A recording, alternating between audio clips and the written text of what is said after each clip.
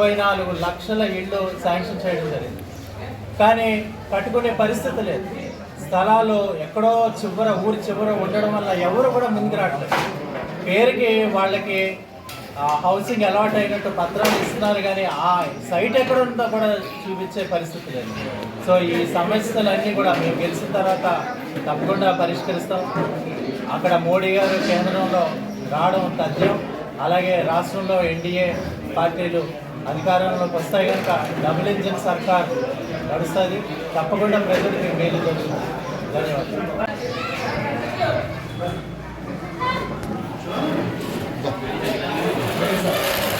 సుమారు 40-50 సంవత్సరాల అనుభవంలో రామ మందిర నిర్మాణం జరగలేదు. అది ప్రధానమంత్రి మోడీ గారికి ఒక్కడికే సాధ్యమైంది.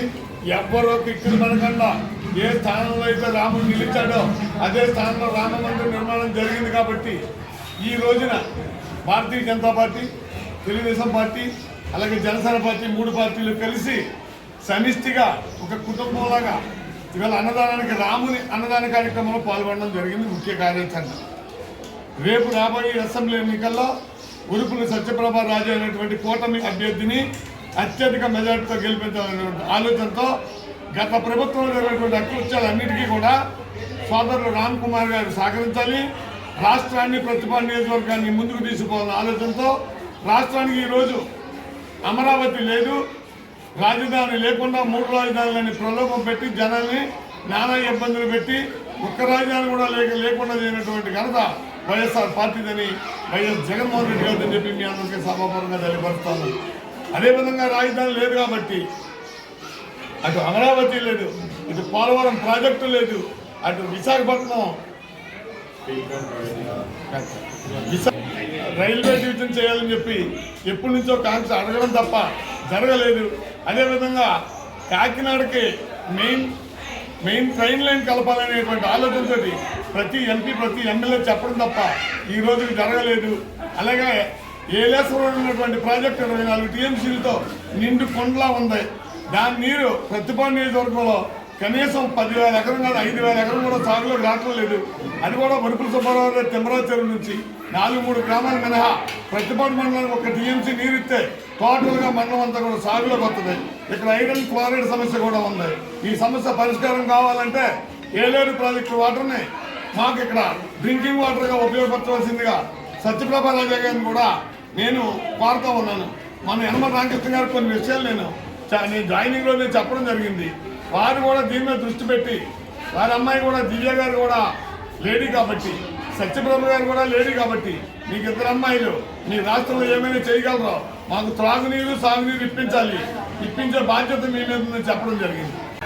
ఈరోజు ఉమ్మంగి గ్రామంలో సిద్ధిబాబు గారు అన్న సమారాధన కార్యక్రమానికి నన్ను ఆహ్వానించడం జరిగింది. అదేవిధంగా మా పార్టీ నుంచి వెంకట్రావు గారు, సత్యరాజు గారు, అలాగే కర్రీ ధర్మరాజు గారు, ఇతర నాయకులు కార్యకర్తలు కూడా మా ఎన్డీఏ పార్ట్నర్స్ అయిన జనసేన టీడీపీ నాయకులు కార్యకర్తలతో పాల్గొనడం జరిగింది.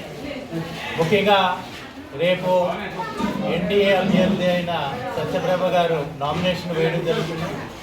పెద్ద సంఖ్యలో 3 పార్టీల నుంచి కూడా ఎన్డీఏ పార్ట్నర్స్ అయిన 3 పార్టీల నుంచి కూడా పెద్ద సంఖ్యలో కార్యకర్తలు రేపు వచ్చి ఆమెకి సంఘీభావంగా ఈ నామినేషన్ ప్రక్రియలో పాల్గొనడం జరుగుతూ ఉంది. అదేవిధంగా ఈరోజు చాలామంది కార్యకర్తలు ఎన్డీఏలోకి జాయిన్ అవ్వడం జరిగింది. పెద్ద సంఖ్యలో నాయకులు కార్యకర్తలు ఎన్డీఏ పార్ట్నర్ పార్టీలైన 3 పార్టీల్లో కూడా జాయినింగ్స్ జరుగుతూ ఉన్నాయి. మనం చూస్తే కనుక ఈ జగన్మోహన్ రెడ్డి గత 5 సంవత్సరాల్లో ఏమీ అభివృద్ధి చేయలేదు.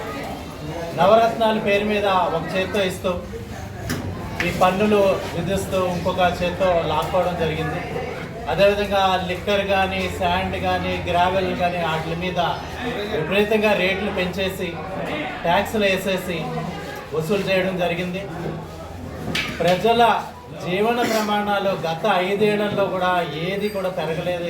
ఇంతకుముందు ఎలా ఉందో అదేవిధంగా ఉంది. పైపెచ్చు విపరీతమైన అవినీతి, కేంద్రీకృతమైన అవినీతి జరిగింది. అదేవిధంగా ఇక్కడ ఉన్న ఎమ్మెల్యేల మీద వ్యతిరేకత ఉందని గమనించి వాళ్ళని మార్చడం జరిగింది. అయినా కానీ కొత్త వాళ్ళని తీసుకొచ్చినా కానీ లాభం లేదు. తప్పకుండా ఎన్డీఏ అభ్యర్థి అయిన సత్యప్రభ గారు ఈ ప్రతిపాడు నియోజకవర్గం నుంచి గెలవడం ఖాయం. ఆ విధంగా మేమంతా కూడా రాబోయే 2 వారాల్లో కూడా గట్టిగా ప్రతి గ్రామంలో కూడా ఇంటింటికి తిరిగి ప్రచారం చేయడం జరుగుతుంది. సత్యప్రభ గారు ఆమె క్యాండిడేట్గా ప్రచారం చేస్తూ ఉన్నారు. చాలా పెద్ద ఎత్తున ఆమెకి మద్దతు లభిస్తూ ఉంది.